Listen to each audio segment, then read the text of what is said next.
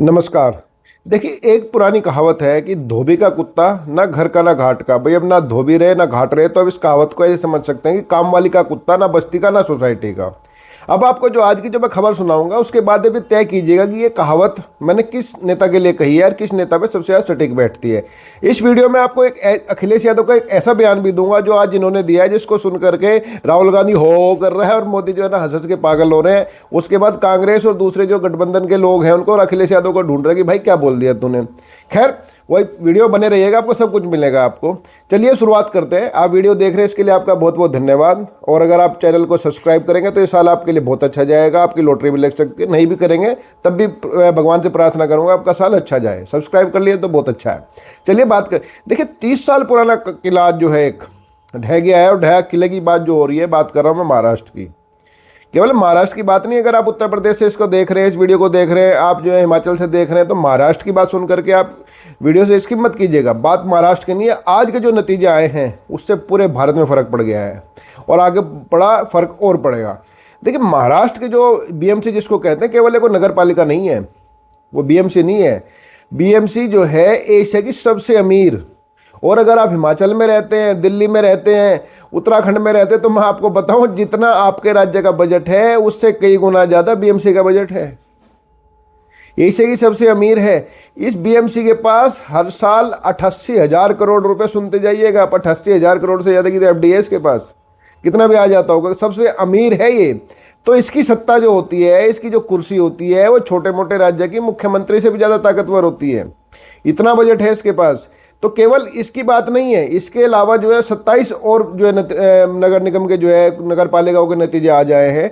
लेकिन सबसे महत्वपूर्ण ये है कि आज का चुनाव नतीजा इसका मुंबई का, महाराष्ट्र का जो है, ये बेहद चौंकाने वाला है। और चौंकाने वाला इसलिए है कि जिस मुंबई में कभी जो है ना बाला साहब ठाकरे का, जिसको हिंदू हृदय सम्राट कहा जाता था, और वो थे भी, वो उन्होंने कभी बिल्कुल अपनी बात ठोक के कहते थे। और अगर वो मुंबई में ना रहते तो जो दंगे जब हुए थे कई बार, तो वहाँ बहुत भारी संख्या में हिंदुओं का नुकसान होता।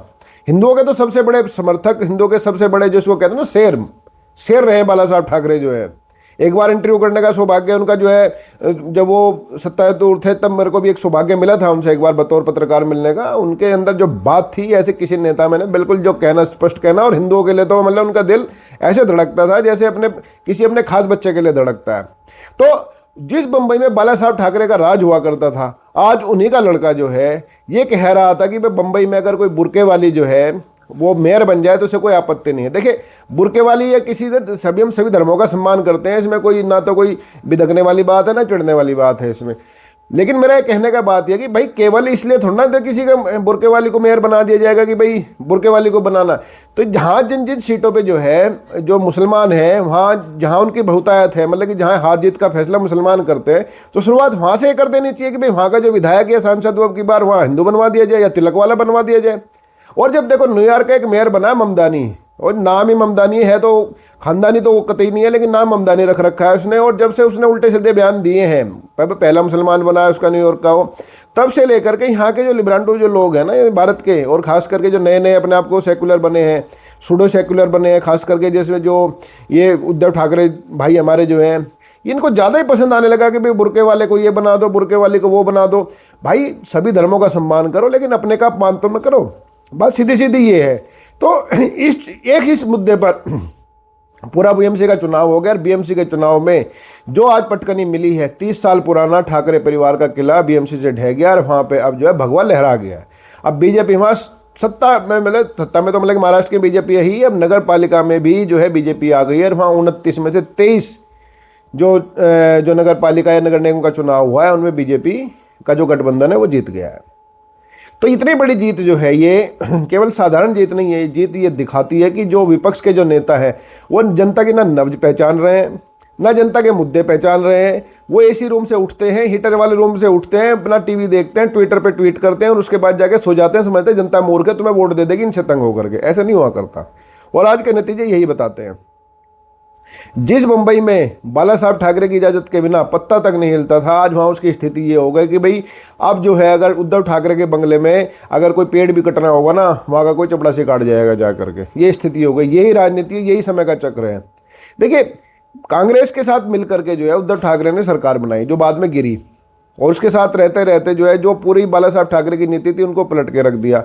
और इस चुनाव में जिस तरह से राज ठाकरे और उद्धव ठाकरे मिले, कहने को तो जो है दो भाई मिले थे, ताकत बढ़नी चाहिए थी, लेकिन जिस तरह के उल्टे पुल्टे बयान राज ठाकरे ने दिए। राज ठाकरे ने ये कहा कि भाई जो है ना, अन्नामलाई एक बीजेपी के नेता हैं तमिलनाडु के, और ये अन्नामलाई बड़े दिलचस्प नेता हैं, ये आईपीएस रहे हैं 2011 बैच के।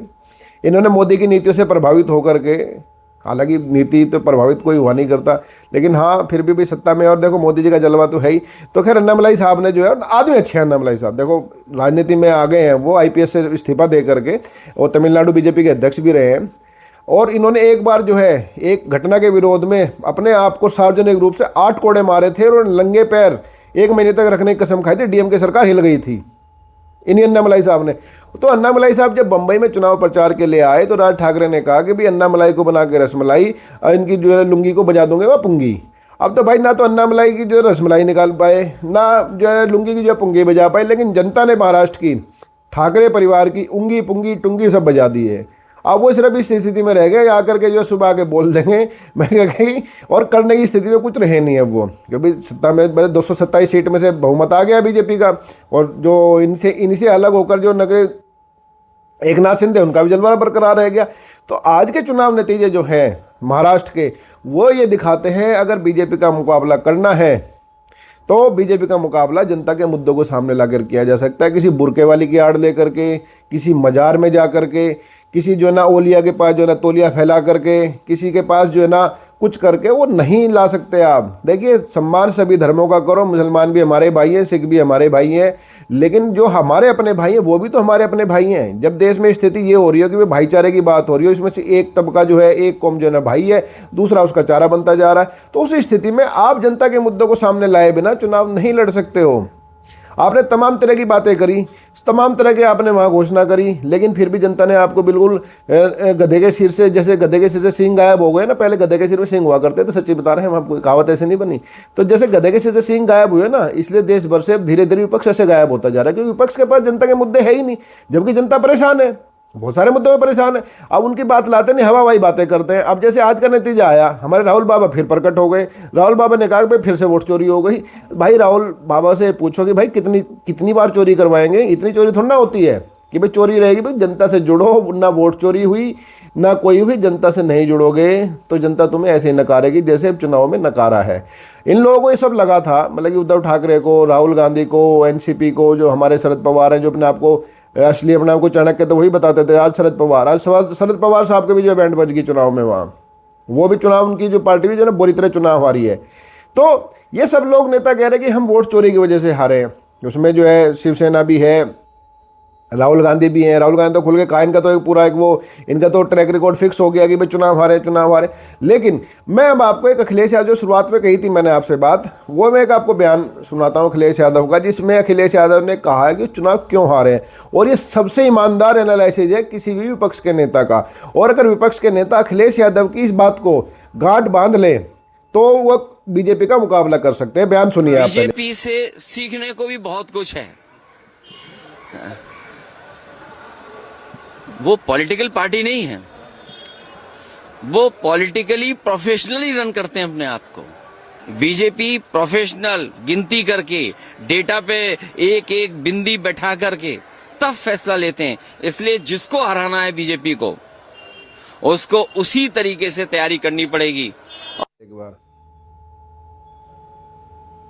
बयान सुन लिया आपने। अब बयान में साफ साफ ये कहा है ना, वोट चोरी की बात ने कहा बीजेपी चुनाव को चुनाव की तरह लड़ती है, युद्ध की तरह लड़ती है। तो भाई तुम लूडो, दूसरी पार्टी के लूडो खेलने के लिए चुनाव में उतरती हैं, वो भी तो सत्ता के लिए लड़ती हैं। लड़ो, लेकिन मुद्दों के साथ लड़ो, प्लानिंग के साथ लड़ो। ऐसे नहीं कि भाई उसका लड़का है, उसकी ताई का लड़का है, उसकी फूफी का लड़का है, उसको दे दो, ये कर दो, वो कर दो, नहीं आएगा। वो मोदी खराब है, मोदी की दाढ़ी पीली है, यहाँ से मोदी कपड़े बदलता है, ऐसे चुनाव अब नहीं जीतेगा। जनता दुखी है, जनता के मुद्दे हैं, जनता की परेशानियां हैं।